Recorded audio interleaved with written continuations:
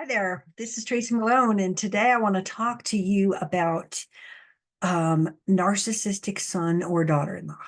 And I have a lot of clients that have this situation happen where their son or daughter marries somebody or is dating somebody that is on the narcissistic scale.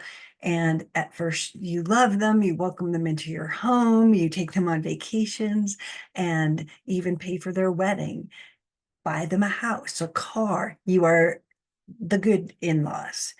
And then the narcissistic charm wears off and you become the enemy. So I'm so touched by the parents that I work with. And I literally just got off a Zoom with a parent, and it just feels like it's becoming more common. So I wanted to reach out to any of you who may be going through this, because the validation that you're not crazy is absolutely essential. And if you think about how it feels, let's start there. Because if you're feeling these things, again, I'm not saying we know that they're a narcissist. I do have a rubber stamp. We're not saying that.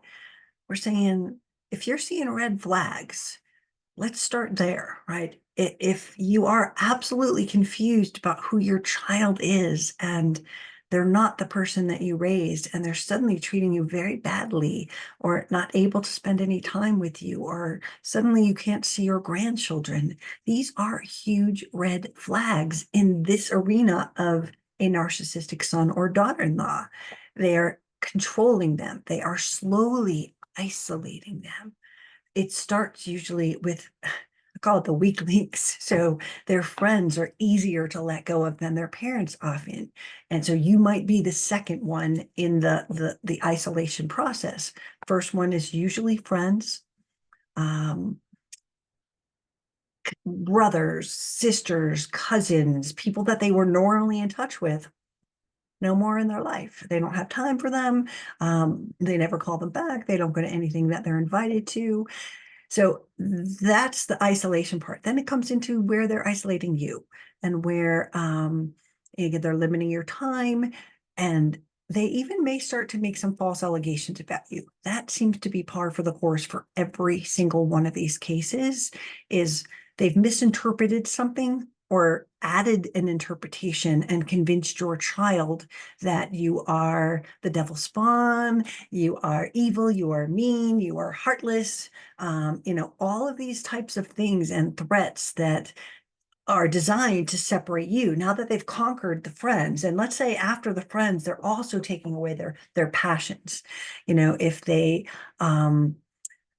like to run, if they were artists, if they were photographers and they went out every weekend, if they ran marathons their whole life and then stopped running marathons, again, is it a red flag? Is it, oh no, I'm done with those. I'm done. Okay, that's fine. But what other passions does your child have? Have these been taken away from them, right?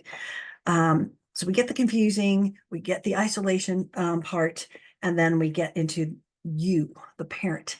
You are probably ruminating, and this is another red flag. If you're ruminating on every single moment and playing back, did I ever do that? Didn't I help you? Didn't I do this? I thought I did. Weren't we close? You're replaying scenes in your head over and over about your life with your child, and how suddenly it's so different. You'll also ruminate about the false allegations. If they are sitting here and saying that, you're this and you've done that, and you're going to be like, did I say that? I didn't mean it. Did I sound like that? Did I break a boundary that I didn't even know existed? That's the thing about kids these days, and I'll say it is they think they have a boundary in their head, but they haven't freaking told you. So you're sitting here going, I crossed a boundary? Well, gosh, I'm sorry, but that's not good enough because you've already had the offense and they've already used that to start the divide and the isolation of you and your child and your grandchildren, right? Another sign that you'll really know that this is happening is you're going to walk on eggshells.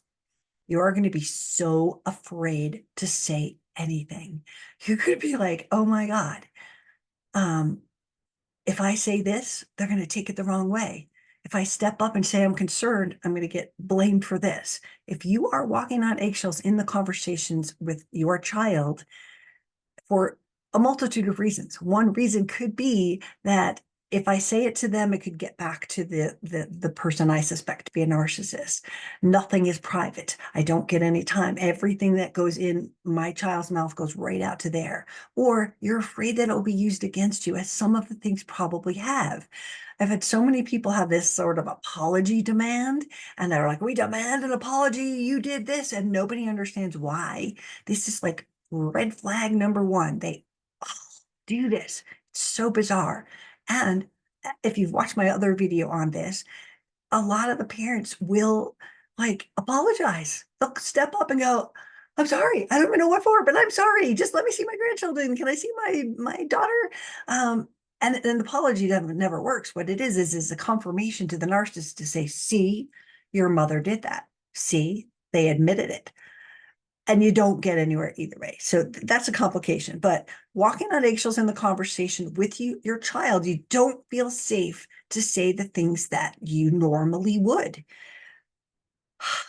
The next thing and the next emotion that you are going to feel is an intense fear for your child, their safety, their money. If they have, anything saved, you're starting to see it get depleted. You're starting to see inheritances get commingled, things like that. Fear for your child's safety, fear for who they're becoming. Are they isolated from their best friends, their cousins, their brothers, their siblings? Do they have the passions that they used to have? This isn't my child, is what everybody says. This doesn't sound like my child. This isn't how they act. And everything that was them, apparently, that was an illusion, because this new version of my child with this psychopath is what's happening here. So these are the things that I want you to know if you are dealing with a narcissistic daughter or son-in-law. There's a lot of mistakes you can make. And I coach people from all over the world on this subject, and there are answers. There are different ways to communicate with your in-law child. There are ways that you can, if you do this, you must think of the consequences. You have to think logically and sort of like strategically as to what will the narcissist interpret this as. We see it as helping them, and they see it as control. They see it that even if you give them money, sometimes they will say your parents are trying to control us, but where's the check? And so it's a multi-complicated system, no answer. And on my other video, parents are like, well, what do I do in this case? Every case is different, and one line in a YouTube comment is not going to give me the answers to say, do this, don't do that, because I don't know your story, but I can help you. And often just getting some direction in the right way is going to help. My name is Tracy Malone. I am a narcissist abuse support coach, and I help people just like you try to get back and sleep. A lot of parents don't sleep. They don't even want to eat. They're so sick. They don't know what's going on. And if this is you, please get some help.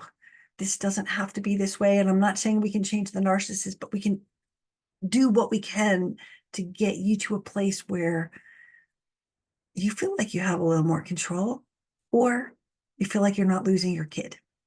Okay. This is Tracy Malone. I'm here if you need me, and I hope this video helped. You can visit my website. I have a whole page on narcissistic daughter and son-in-laws, and right now there's a free ebook on there, and it will give you some direction as to sort of, is this what's happening?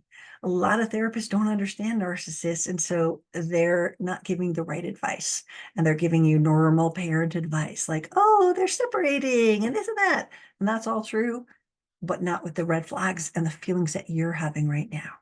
So I'll see you again soon. Thank you.